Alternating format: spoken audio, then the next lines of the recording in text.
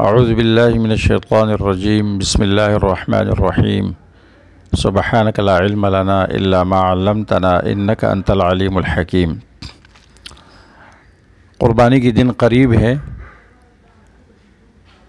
عام مسلمان بھائی علماء کرام سے، ائمہ مساجد سے، مفتیان کرام سے قربانی سے متعلق اپنے سوالات کرتے ہیں اور علماء اور مفتیان ان کو جواب بھی دیتے ہیں۔ میں ایک اہم مسئلے کی طرف توجہ دلانا چاہتا ہوں، مفتیان کرام کی بھی اور عام مسلمان بھائیوں کی بھی۔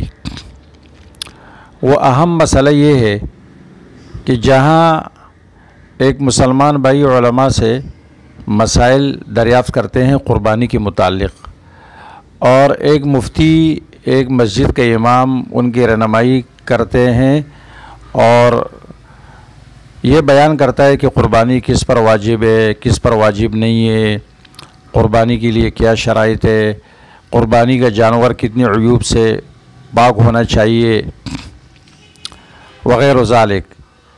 وہاں ایک اہم مسئلہ ہے جس کی طرف سے عام طور پر لاپرواہی ہے یا غفلت برتی جا رہی ہے۔ وہ مسئلہ یہ ہے کہ جیسے ایک مفتی صاحب یہ بیان کرتا ہے اور ایک عام آدمی سوال کرتا ہے کہ ہمارے ساتھ ساتھیوں میں، قربانی کے کرنے والے ساتھیوں میں ایک شخص ایسا ہے کہ اس کی آمدنی یا تو کل آمدنی حرام ہے یا غالب حصہ حرام ہے، تو کیا اس کی قربانی ہو جاتی ہے یا ہم سب کی ہو جاتی ہے یا نہیں؟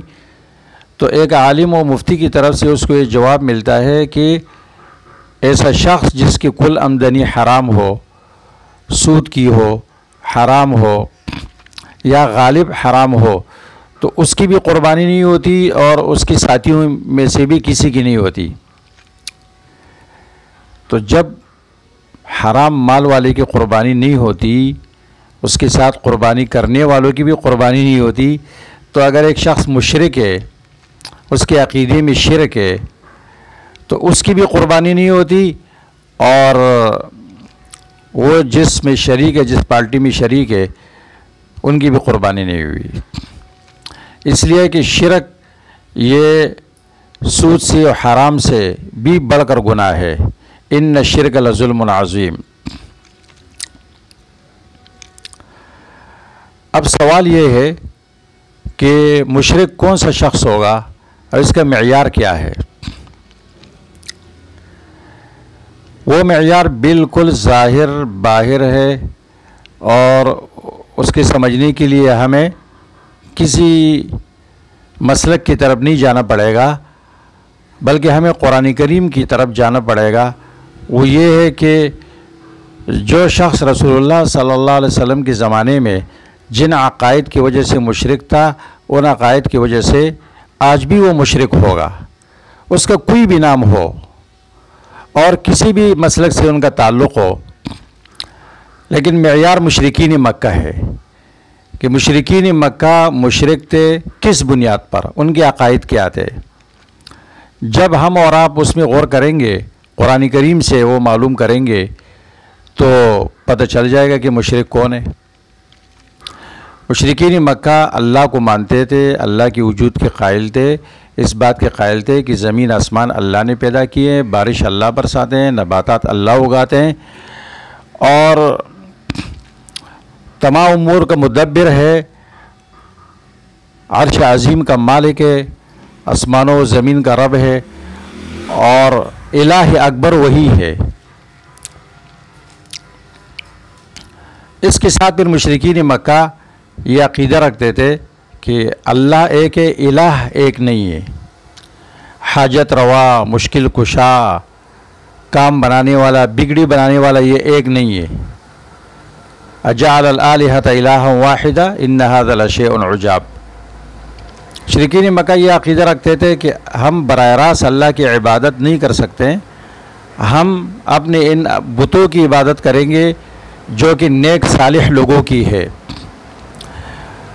اور یہ ہمارے درخواستیں اللہ تعالیٰ کے سامنے پیش کریں گے، یہ اللہ کی عبادت کرتے ہیں، ہم ان کی عبادت کریں گے۔ اور اسی طرح وہ شفاعت کا عقیدہ رکھتے تھے کہ کہ یہ جو ہمارے آلہہ ہے جن کو ہم نے خدا بنا رکھا ہے، یہ حقیقت میں اللہ کے مقربین ہے، اور ہم اس لیے ان کی بندگی کرتے ہیں کہ یہ ہمیں اللہ کے قریب کرے۔ مَا نَعْبُدُهُمْ إِلَّا لِيُقَرِّبُونَا إِلَى اللَّهِ زُلْفَىٰ۔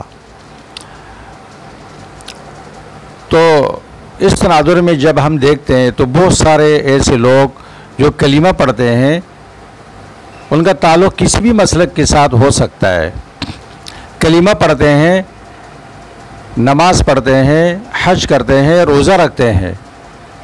جیسے مشرکین مکہ وہ حج کرتے تھے، طواف کرتے تھے، تلبیہ پڑھتے تھے، غریبوں کے ساتھ مدد کرتے تھے، یہ سارے کام وہ بھی کرتے تھے، لیکن ان عقائد کی بنیاد پر کہ وہ اللہ کے علاوہ بھی کارساز اور غیبدان سمجھتے تھے، اور اپنے اور اللہ کے بیچ میں واسطے کے قائل تھے۔ آج کل بھی بہت سارے لوگوں کا یہ عقیدہ ہے کہ یہ جو اولیاء ہے، یہ مزارات میں جو اولیاء دفن ہے، ہم ان کے پاس جاتے ہیں، سجدہ لگاتے ہیں، ان کے نام پہ نظر و نیاز کرتے ہیں، اس لیے کہ یہ ہماری سفارشیں اللہ کے ہاں پیش کرتے ہیں، ان کی رد نہیں ہوتی، اور اللہ ہماری نہیں سنتے ہیں کیونکہ ہم گناہگار ہیں۔ یہی شفاعت شرکیہ کا عقیدہ مشرکین مکہ کا بھی تھا، آج کل بھی بہت سارے لوگوں کا ہے۔ بہت سارے لوگوں کا یہ عقیدہ ہے کہ عبدالقادر جیلانی بندہ قادر کا بھی قادر ہے، عبدالقادر بھی قادر ہے۔ قرآن کریم کہتا ہے کہ القادر قل هو القادر، قادر صرف اللہ کی ذات ہے، ہر چیز پر قادر، ان اللہ علی کل شیء قدیر، اور ہر چیز پر عالم صرف اللہ کی ذات ہے، ان اللہ بکل شیء علیم۔ اور قربانی ایسی عبادت ہے کہ خاص طور پر اللہ نے فرمایا فَصَلِّ لِرَبِّكَ وَانْحَرْ قُلْ إِنَّ صَلَاتِي وَنُسُكِي وَمَحْيَايَ وَمَمَاتِي لِلَّهِ رَبِّ الْعَالَمِينَ۔ پیغمبر آپ کہہ دیجئے بے شک میری نماز، ونسکی اور میری قربانی، اور میری موت اور میری حیات یہ اللہ کے لیے ہے، اللہ کے قبضے قدرت میں ہے، اللہ کی ذات کے لیے ہے، اللہ رب العالمین لا شریک لہ، ان عبادات میں ان کے ساتھ کوئی شریک نہیں ہے۔ جیسے توحید کے بغیر کوئی عمل قبول نہیں ہے، اسی طرح قربانی بھی ایک اہم عبادت ہے، جس کے عقیدے میں شرک ہے، اس کی قربانی اپنی نہیں ہوتی تو وہ جس کے ساتھ شریک ہے ان کی بھی نہیں ہوتی۔ تو علماء کو چاہیے کہ وہ یہ بیان کرے قربانی کی شرائط میں سے کہ بھائی یہ لازمی ہے کہ قربانی کرنے والے کا عقیدہ بھی صحیح ہو۔ توحید بنیاد ہے، توحید کے بغیر نہ نماز قبول ہے، نہ حج قبول ہے، نہ قربانی، اور نہ روزہ، اور نہ اس کے علاوہ دیگر عبادات۔ لیکن افسوس کی بات یہ ہے کہ بیان کرتا ہوا کوئی یہ نظر نہیں آتا ہے کہ مشرک کی قربانی قبول نہیں ہے، اور جس کے عقیدے میں شرک ہے، اب یہ ماننے کے لیے تو کوئی تیار نہیں ہے کہ میرے عقیدے میں شرک ہے۔ مشرک بھی اپنے آپ کو عین توحید بھی سمجھتا ہے، اور دلائل پیش کرتا ہے کہ دیکھو میں اس ولی کے پاس اس لیے آیا ہوں کہ جیسے تم وزیر سے ملتے ہو، بادشاہ سے ملتے ہو، بیچ میں کتنے واسطے ہوتے ہیں، اس طرح یہ بھی ہمارے اور اللہ کے درمیان واسطہ ہے۔ مولوی صاحب میں اس کو خدا نہیں سمجھتا ہوں، میں اس کو اللہ کا ولی سمجھتا ہوں، یہ میری درخواست آگے پیش کرتا ہے۔ اس اللہ کے بندے کو یہ پتہ نہیں ہے کہ یہی شرک ہے۔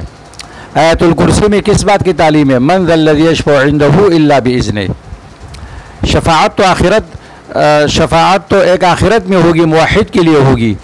مشرکین مکہ کا یہ عقیدہ تھا کہ دنیاوی امور میں یہ ہمارے آلہہ، یہ ہمارے شفعاء ہے، ہؤلاء شفعاؤنا عند اللہ، سورۃ یونس میں اس کا بیان ہے کہ دنیاوی مصیبتوں سے ہم اس لیے بچتے ہیں کہ یہ ہماری سفارشیں اللہ سے کرواتے ہیں، اور اللہ ان سے مجبور ہے، ان کی سفارت رد نہیں کر سکتے ہیں۔ آج کل بہت سارے لوگوں کا یہ عقیدہ ہے۔ علماء کو چاہیے کہ وہ اس کو بیان کرے، اور عام کلمہ پڑھنے والے مسلمانوں کو چاہیے کہ وہ اپنے عقیدے کا جائزہ لے کہ ان کا عقیدہ وہ ہے جو قرآن میں ہے، چھوڑ دیں، آپ دیوبندی، بریلوی، اہل حدیث مسلکوں کو چھوڑ دیں، آپ مسلمان ہیں. آپ قرآن کریم میں دیکھیں، آپ احادیث میں دیکھیں، آپ اس کی طرف دیکھیں کہ مشرکین مکہ کے ساتھ اختلاف کس چیز میں تھا. کیا وہ نماز نہیں پڑھتے تھے؟ کیا وہ استغفار نہیں کرتے تھے؟ کیا وہ اللہ کے وجود کا عقیدہ نہیں رکھتے تھے؟ کیا وہ غریبوں کے ساتھ مدد نہیں کرتے تھے؟ کیا وہ حج و عمرہ نہیں کرتے تھے؟ یہ سب کچھ کرتے تھے. اپنے بتوں کی عبادت بھی اللہ کی رضا کے لیے کرتے تھے کہ ہمیں اللہ کے قریب کرے، لیکن پھر بھی ان کے ساتھ جنگیں ہوئی اور ان کے بچے یتیم کیے گئے اور ان کی عورتیں بیوہ ہو گئی اور وہ جہنم رسید ہو گئے. وہ عبادت کا مسئلہ نہیں تھا، شرک کا مسئلہ بہت خطرناک ہے، سود سے زیادہ، حرام مال سے زیادہ خطرناک ہے. لیکن اس کی طرف سے لوگ غفلت برتتے ہیں. علماء سے، ائمہ مساجد سے بھی میری یہ درخواست ہے کہ اس پر بیان کرے کہ مشرک کی قربانی قبول نہیں ہوتی اور مشرک کا ذبیحہ بھی نہیں کہا جاتا ہے. ابو بکر جساس احکام القرآن میں لکھتے ہیں وقد علمنا ان المشرکین لا توکل ذبائحهم وان سموا. مشرک اگرچہ اللہ کا نام لے کے ذبح کرے اس کا ذبیحہ پھر بھی نہیں کہا جائے گا. یہ مسئلہ کسی مسلک کا نہیں ہے، یہ دین اسلام کا مسئلہ ہے. دین اسلام میں شرک اور بدعت کی کوئی گنجائش نہیں ہے. بہت سارے لوگ کلمہ بھی پڑھتے ہیں لیکن عقیدے کے اعتبار سے وہ مشرک ہے. وما یؤمن اکثرهم باللہ الا وهم مشرکون. سورہ یوسف میں اللہ فرماتے ہیں کہ بہت سارے لوگ اللہ پر ایمان نہیں لاتے ہیں مگر شرک بھی ساتھ میں کرتے ہیں. ایمان اور شرک. علامہ علوسی البغدادی روح المعانی میں لکھتے ہیں کہ ایسا شخص جو کلمہ بھی پڑھتا ہے اور شرک بھی کرتا ہے اور اولیاء کے نام پہ نذر و نیاز کرتا ہے، ان کو نفع نقصان کا مالک سمجھتا ہے، وہ اپنے زمانے کی بات کرتا ہے، کہتے ہیں ہمارے زمانے میں یہ لوگ ہم الیوم اکثر من الدود، یہ کیڑوں سے زیادہ ہے. جب ان کے زمانے میں کیڑوں سے زیادہ تھے تو آج تو کیڑوں مکوڑوں سے بہت زیادہ ان کی تعداد بڑھ گئی ہے. کلمہ گو مشرک ہے، کلمہ بھی پڑھتا ہے، مشرک بھی ہے. تو یہ علماء کی ذمہ داری بنتی ہے کہ وہ قرآن و سنت کی روشنی میں رہنمائی کرے، شرک کی وضاحت کرے تاکہ لوگوں کی قربانیاں قبول ہو جائے. ورنہ قربانی بھی قبول نہیں ہوتی ہے، کوئی عمل بھی قبول نہیں ہوتی. اور اجتماعی قربانی میں تو اس کا احتمال بہت زیادہ بڑھ جاتا ہے. لوگ پیسے دے دیتے ہیں اجتماعی قربانی، اب اس میں شرکی عقیدے والا انسان بھی ہے، مشرک بھی ہے، تو قربانی تو پھر کسی کی نہیں ہوئی. اللہ تعالیٰ توفیق عطا فرمائے.